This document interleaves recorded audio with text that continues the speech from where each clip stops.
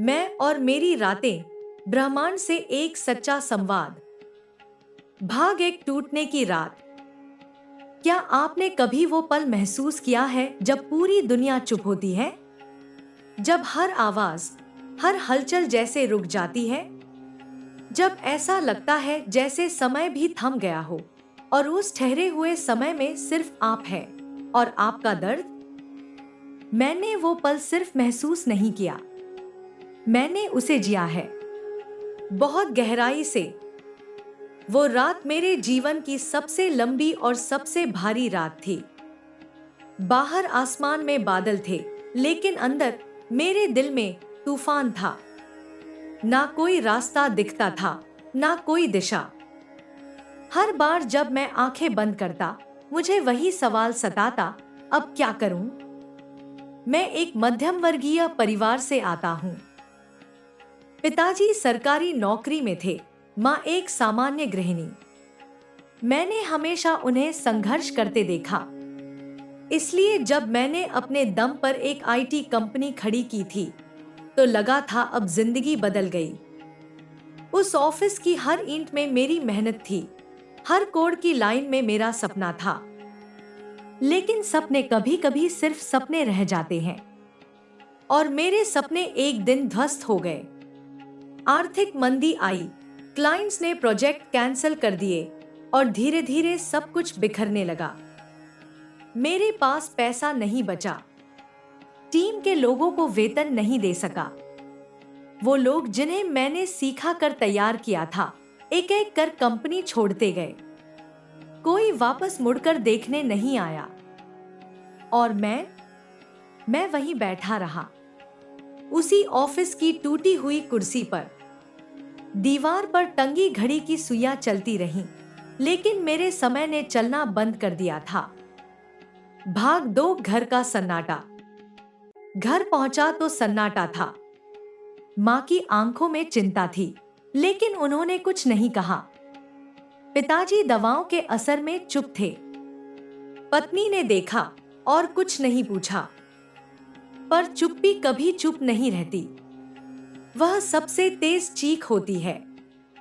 रात के लगभग 11 बजे थे। कमरे में अंधेरा था। मोबाइल की रोशनी में मेल चेक कर रहा था, शायद कहीं कोई नौकरी मिल जाए। लेकिन हर मेल में सिर्फ खामोशी थी। फोन बार बार नेटवर्क एरर दिखा रहा था, जैसे ब्रह्मांड तक मेरी पुकार नहीं पहुंच पा रही थी। तभी पत्नी की आवाज आई, चीनी खत्म हो गई है, चाय नहीं बन पाएगी। बस इतना ही कहा था उसने।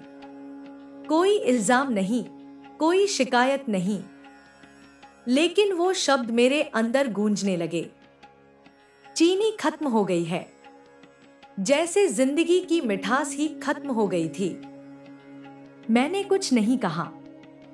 फोन हाथ से गिरा और मैं चुपचाप घर से निकल गया। भाग 3, पुरानी बेंच पर पुरानी यादें। पास के पार्क में एक पुरानी लकड़ी की बेंच है। वही बेंच जहां मैं कॉलेज के दिनों में बैठकर अपने सपनों की रूपरेखा बनाता था। यही मैंने अपनी कंपनी का पहला नाम सोचा था। यही मैंने पहली बार पत्नी को बताया था कि मैं कुछ बड़ा करना चाहता हूँ। उसी बेंच पर उस रात बैठकर मैं फूट फूट कर रो पड़ा।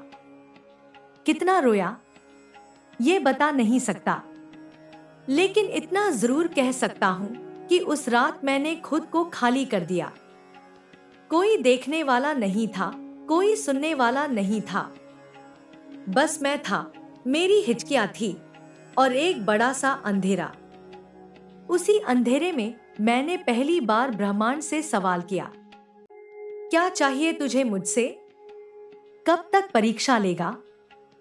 क्या मेरी पुकार तुझ तक नहीं पहुंचती? उस सवाल में ना गुस्सा था, ना शिकायत, सिर्फ थकावट थी, हार थी। भाग 4, वो एक वीडियो। घर लौटते वक्त रास्ते में मोबाइल निकाला, जैसे तैसे यूट्यूब खोला। इंटरनेट धीमा था, कुछ भी ठीक से नहीं खुल रहा था। लेकिन एक वीडियो अचानक सामने आया, बिना किसी वजह के। वीडियो का टाइटल था ब्रह्मांड तुम्हारी पुकार सुनता है। उसे खोला। पहली ही लाइन थी, ब्रह्मांड तुम्हारे आंसुओं की भाषा समझता है, लेकिन वो तुम्हारे विश्वास की परीक्षा लेता है। जैसे मेरे भीतर बिजली दौड़ गई। मैं कांप उठा। क्या ये किसी संकेत जैसा नहीं था? मैंने उसी पल तय कर लिया, आज से हर रात सिर्फ 5 मिनट ब्रह्मांड से बात करूंगा। ना कोई ढोंग, ना कोई रटाई हुई प्रार्थना, बस अपने टूटे हुए सपनों, अपनी तकलीफों और अपने सवालों के साथ।